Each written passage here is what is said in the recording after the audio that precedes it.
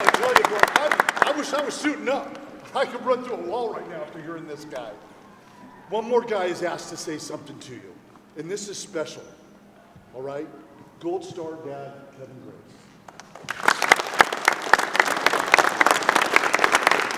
Pretty tough act to follow, huh? So I'm here to tell you that there is another branch of our military. It's called the Army. Hooah? Can I hear it? Hooah? All right, thank you. My son joined the Army when he was 17 years old. He was a senior at Liberty High School. How many of you guys went to Excelsior before you went to Liberty? So did Joey. The old Excelsior, not the new Excelsior. And that's how long ago. So Joey went to Liberty High School when he was 17 years old. He came to me in August of his senior year. Just started school. Recruiter came by. Apparently he liked what he had to say. Joey was a sophomore in high school when the sergeant was talking about 9/11.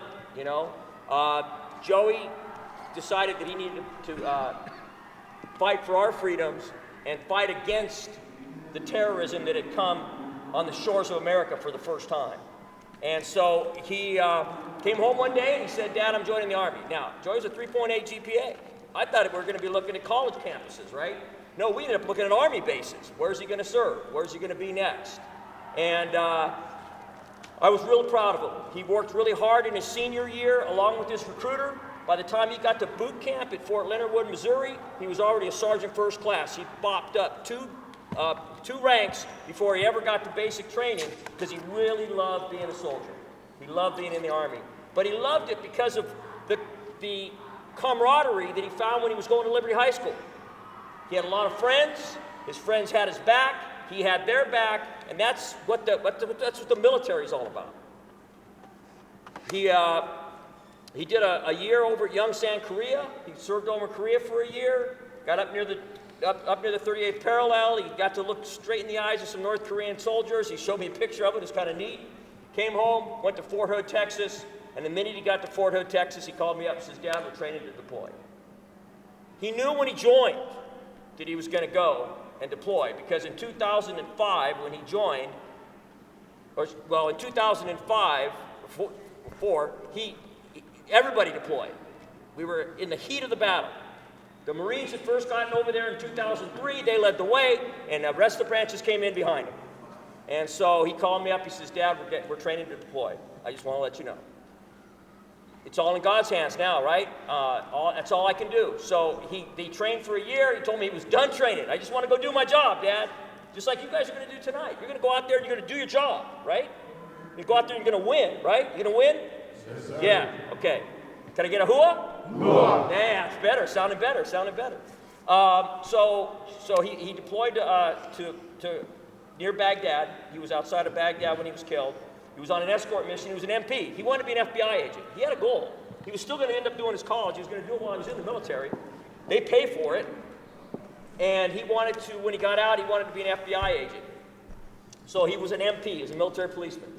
He was doing an escort mission. They provided security for people that were moving around in dangerous situations. And they were ambushed. There was one casualty that day. 7 Humvees out on the road and 2 trucks full of people that they were protecting. About 21 soldiers. There was one casualty. It was my son. Nobody else was injured. Nobody else was killed. That night, I get a knock on the door. 2 officers, 1 female, 1 male. 1 a chaplain, 1 a lieutenant. They were there to tell me only one thing. There's only one time that the military shows up at your front door. It's not to tell you that you have injuries. They'll call the parents and tell them that. It's only if you lost a child. It's only when there's a KIA, when you're killed in action, that they show up at your front door. So I knew why they were there. I invited them in. They didn't have any details. They didn't know any details. But my life changed that night. It changed dramatically. Joy was my only child. I raised him as a single parent. And we did everything together. So I'm extremely proud of the decisions he made in his life. The military is not for everybody, but it may be for some of you. You may make that same decision and do it proudly if that's the decision you decide to make. But I just want to tell you that my son loved liberty. I'm just can't tell you how proud I am to be here tonight, to be a part of this game with you guys, to be a part of putting that soldier's cross together.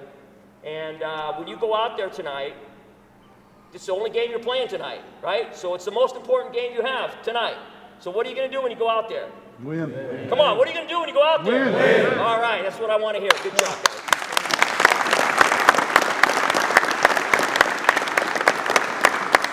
Oh, and this is Sam, by the way. This is Sam, his service dog.